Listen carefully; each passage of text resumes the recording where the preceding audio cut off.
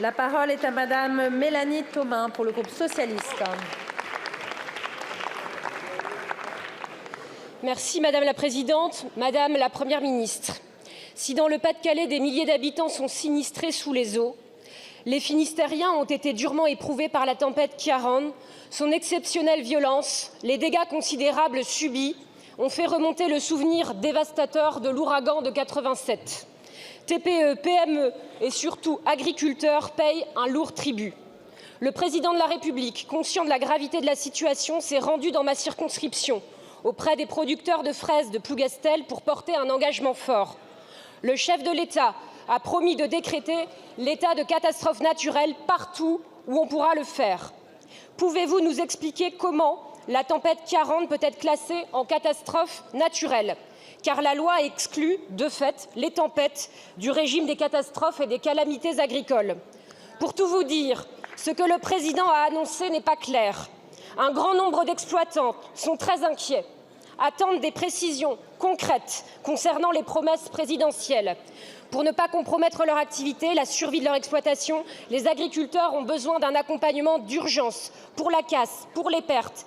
Qui sera concerné par l'état de catastrophe? Sous quelles conditions? Quel délai? Madame la Première ministre, les Finistériens préoccupés attendent de votre part une réponse claire et précise.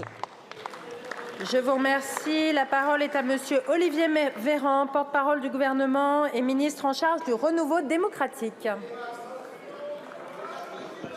Merci Madame la Présidente, Mesdames et Messieurs les députés. Madame la députée Thomain, merci pour votre question. Madame la députée, vous l'avez souligné, cette tempête qui a balayé le nord-ouest de la France n'a rien d'ordinaire. Et d'ailleurs, il y a eu 3 fois plus de foyers privés d'électricité, par exemple dans le Finistère, que lors de la précédente tempête de 1999. Ça a été dit par Madame la Présidente de l'Assemblée nationale. Nous avons à déplorer 3 morts, et notamment un agent d'Enedis qui était venu en renfort depuis la région d'Occitanie. Plus de 40 blessés également, dont parmi eux des pompiers, parmi les milliers de pompiers qui ont été déployés sur tout le territoire concerné. Plus de 11 000 interventions ont été réalisées. De la même manière, des milliers d'interventions ont été réalisées par les salariés d'Enedis, dont 3 000 d'entre eux étaient prépositionnés. Madame la députée, avant de vous répondre, peut-être d'abord saluer le dispositif d'alerte qui a pu être mis en place pour la première fois dans notre pays, dispositif FR Alerte, et qui a permis quand même à 98% de la population concernée d'être non seulement alertée sur les risques liés à la tempête, mais sur les gestes à réaliser pour pouvoir se protéger. Et nous pouvons dire que sans ce dispositif d'alerte, le bilan humain aurait sans doute été beaucoup plus important. Vous soulignez, Madame la députée, dans votre question, le nombre de pertes qu'il y a pour les exploitations agricoles, pour les communes concernées, pour les foyers, pour les maisons qui ont été détruites, les installations routières. Je vous redis ce qu'a dit le Président de la République, parce que c'est ce qui va se passer. Toutes les communes qui relèvent de l'état de catastrophe naturelle seront reconnues comme telles. Il y aura une réunion du comité catastrophe naturelle qui va se tenir ce 14 novembre, et dans les jours qui suivront, un décret sera pris.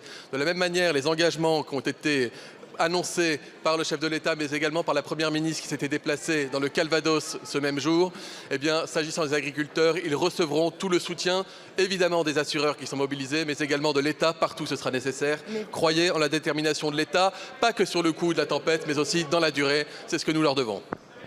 Je vous remercie, Monsieur le ministre. Madame la députée.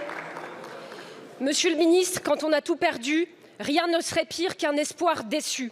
Il y a urgence à indemniser l'ensemble des secteurs agricoles touchés, céristes, maraîchers, pépiniéristes, éleveurs, l'agroalimentaire, les conchiliculteurs, les pisciculteurs. En dépit des annonces présidentielles, tous ces acteurs se retrouvent seuls face à l'assureur. Enfin, je voulais le dire, n'oublions pas les foyers qui restent encore aujourd'hui sans électricité. Saluer l'esprit de solidarité qui a surgi au cœur de la crise, maires, agents publics en première ligne dans cette situation d'urgence qui nous a coupés du reste du monde. Les professionnels d'Enedis, bien sûr, leurs sous-traitants sur le pont, au péril de leur vie. Madame la Présidente, vous avez évoqué l'agent Enedis décédé. Il est un héros du service public et dans notre mémoire collective. Merci beaucoup, ma chère collègue.